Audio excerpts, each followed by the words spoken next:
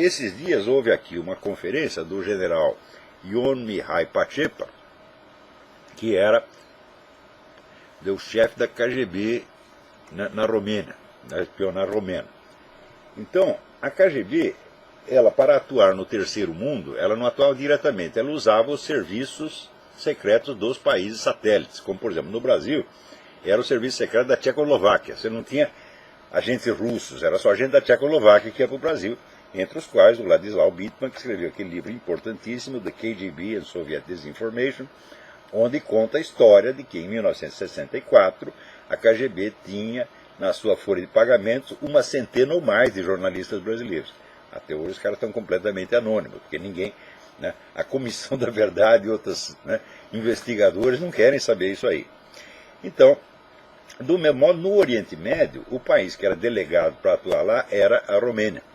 Então, e na época, o serviço secreto romeno era comandado por esse general Ion Mihai Pacepa. E o Pacepa, ele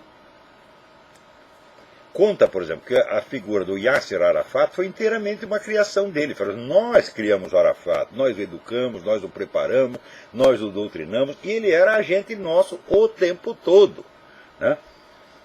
Então, para você ver que esse negócio da Revolução Islâmica também não é um produto autóctone, porque existe uma ruptura clara na história islâmica. Tem gente que, os historiadores muito metidos, pessoas que querem ver as coisas só do ponto de vista religioso, então eles veem essa coisa toda da invasão islâmica, do terrorismo islâmico, e começam a tentar explicar isso por coisas que aconteceram no século 8 ou 9, quer dizer, remonta às origens do Islã, dizendo, não, o Islã tem uma tradição belicosa, etc, etc.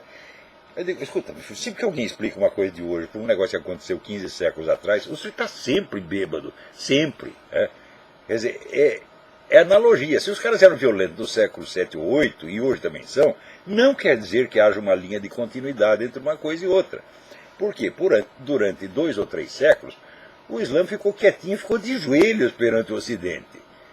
Né? De repente, a partir dos anos 20 e 30, começa esta pregação revolucionária que desencadeia a situação atual. Então, não há linha de continuidade entre uma coisa e outra.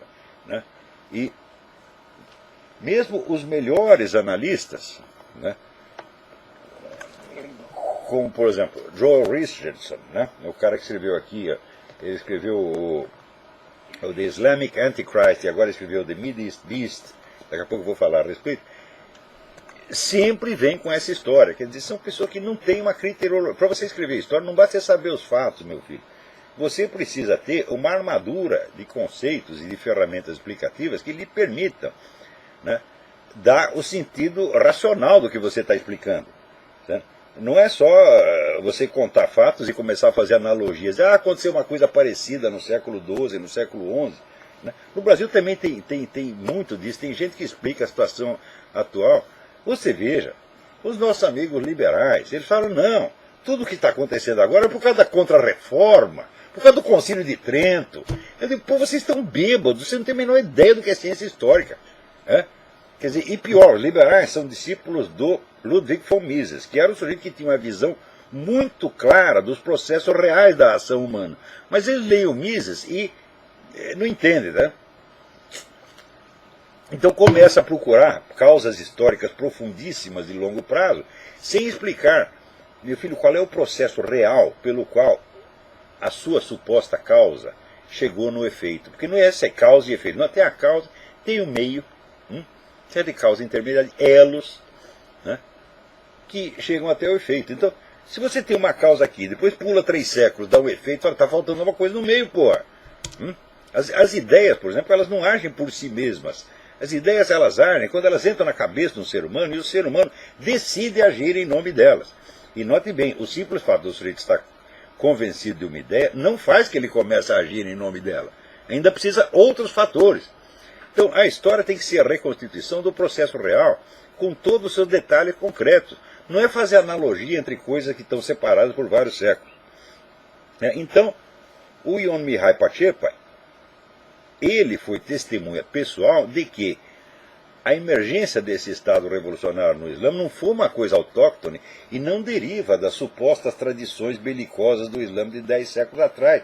Foi coisa da União Soviética. Foi a ação concreta de agentes soviéticos colocados lá para montar a situação, porra. É claro que o agente ele tem que aproveitar os elementos que já estão presentes na cultura local.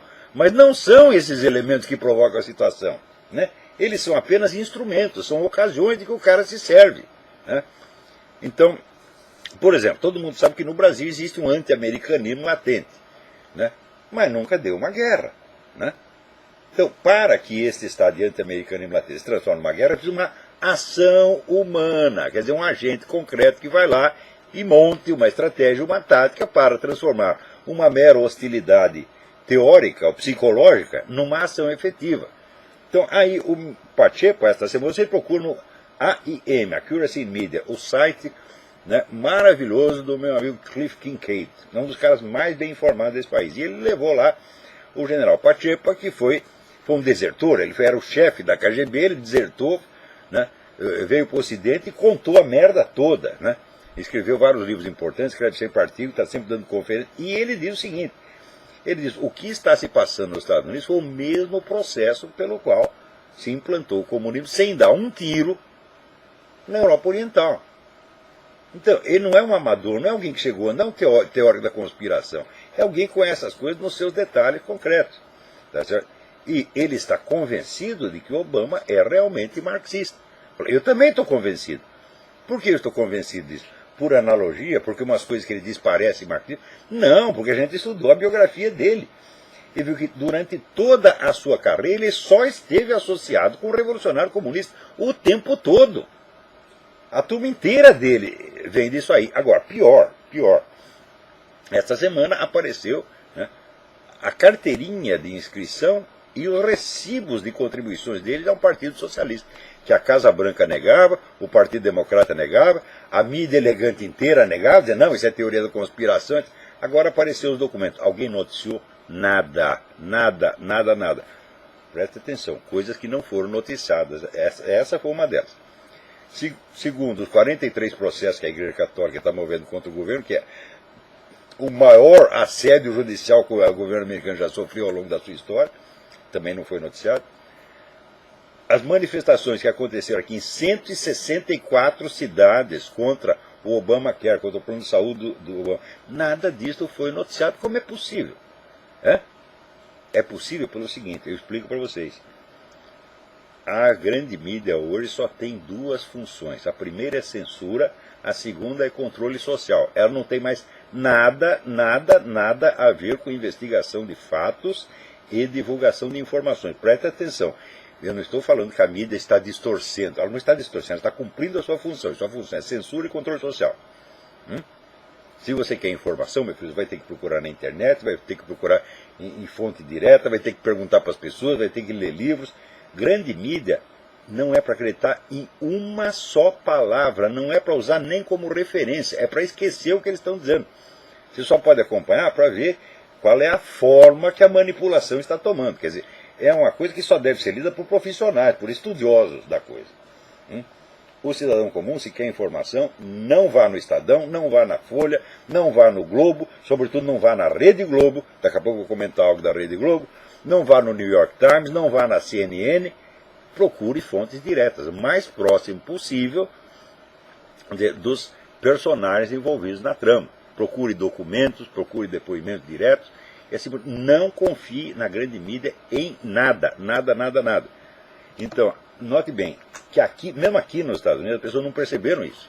Elas ainda estão falando que existe um viés esquerdista. Não, viés esquerdista existia 20 anos atrás, meu filho, né? Então, quer dizer, a mídia tinha a sua função normal, mas ela a distorcia, né? Ela a deformava pela introdução de um viés ideológico que selecionava as notícias e dava, como é que diz, torcia os fatos para dar o sentido que eles queriam. Hoje não é mais isto. Hoje só tem a censura e a engenharia social. Entre outras, procurem, não é só nos Estados Unidos ou no Brasil. Procure esse livro aqui, é indispensável. Elisabeth Lévy, Les Maîtres Censeurs, Os Mestres Censores. Você vê como é que o negócio está na França, está até mais bravo do que aqui.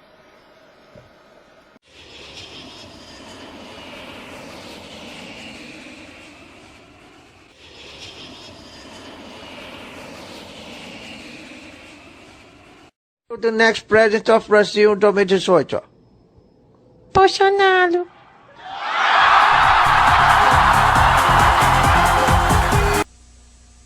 Não se esqueça de se inscrever. E fiquem com Deus. Saia da ignorância